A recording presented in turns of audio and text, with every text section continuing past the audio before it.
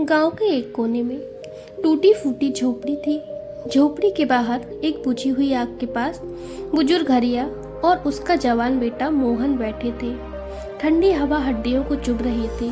अंदर झोपड़ी में मोहन की पत्नी रानी प्रसव पीड़ा से कराह रही थी। कराह इतनी तेज थी कि हर बार दोनों सुनकर बैठ जाते। हरिया ने भारी सांस लेकर कहा, बेटा लगता है रानी बचेगी नहीं, जरा देख तो आ, कहीं कुछ मदद की जा सके। मोहन खींचकर बोला, देखकर क्या करूं बापू, मरना ही है तो जल्दी मरे, मैं उसका तड़पना नहीं देख सकता। हरिया ने उसे घूरा, तेरा दिल पत्थर हो गया है रे, साल भर तेरी देखभाल करती रही और तू आज उसकी सुध भी नहीं ले रहा। बापू, मैं उसका दर्द नहीं देख सकता, जब वह हाथ पांव पटकती है तो कलेजा फटने लगता है। यह दोनों मजदूर जात के थे, लेकिन कामचोर। हरिया कभी कभार खेतों में काम करता, फिर हफ्तों बैठा रहता, और मोहन तो उससे भी बड़ा निकम्मा था।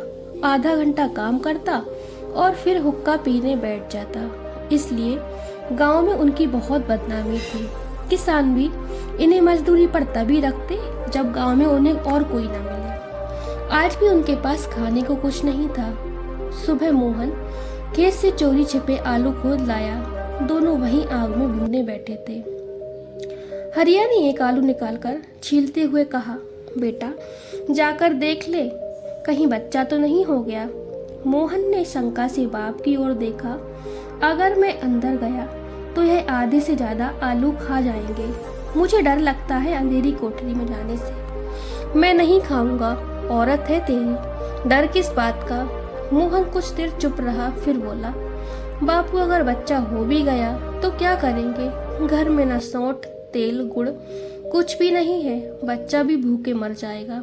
हरिया ने हंसकर कहा, भगवान सबका पेट भरता है, मेरे 8 बच्चे हुए थे, घर में कभी कुछ नहीं था, लेकिन फिर भी वह सभी जी गए, चिंता मत कर। दोनों ने आलू खाए, ठंडा पानी पिया और वहीं आग के पास बैठकर ऊँघने लगे।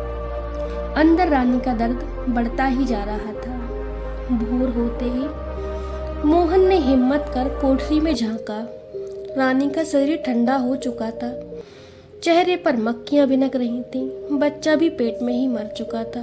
मोहन बाहर भागा और चिल्लाने लगा कि बापू रानी चली गई। हरिया ने भी सिर पकड़ लिया। दोनों जोर जोर से रोने लगे। आस पड़ोस के लोग दौड़े आए और समझाने लगे, लेकिन अब कफन और चिता की लकड़ी का इंतजाम करना भी जरूरी था। घर में तो एक भी पैसा नहीं था। बाप बेटा गांव के ठाकुर के पास पहुंचे। ठाकुर को तो ये दोनों बिल्कुल भी पसंद नहीं थे, पहले ही इनको पीट चुके थे।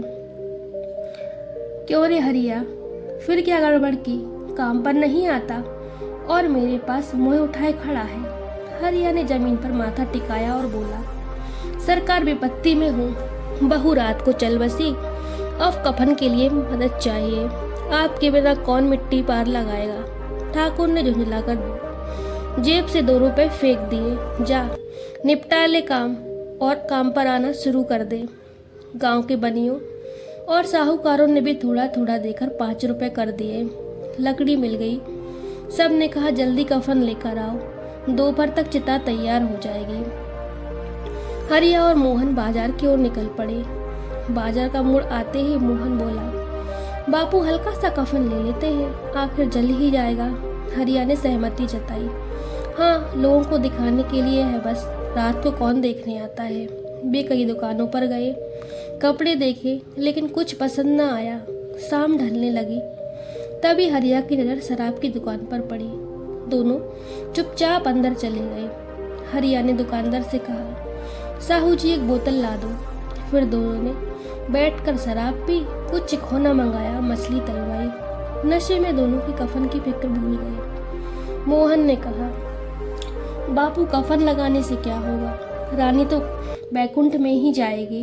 हरिया हंसते हुए बोला, और क्या, लोग कहेंगे कि रुपए कहाँ गए, तो हम कह देंगे चोरी हो गए, बहुत ढूंढा मिले ही नहीं, फिर कोई हमें दोषी नहीं ठहरा सकता।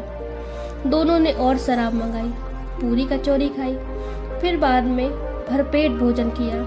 पास ही खड़ा एक भिखारी भूखी नजरों से देख रहा था। मोहन ने बची हुई पूरियां उसे दे दी। खा ले भाई, आशीर्वाद दे।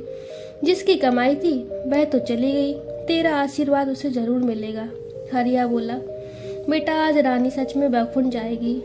उसने हमें आज इतना खिलाया जितना हमने पहले कभी ना खाया था। दोनों गाने लगे, नाचने लगे, लोग देखते रहे, नशे में धुत।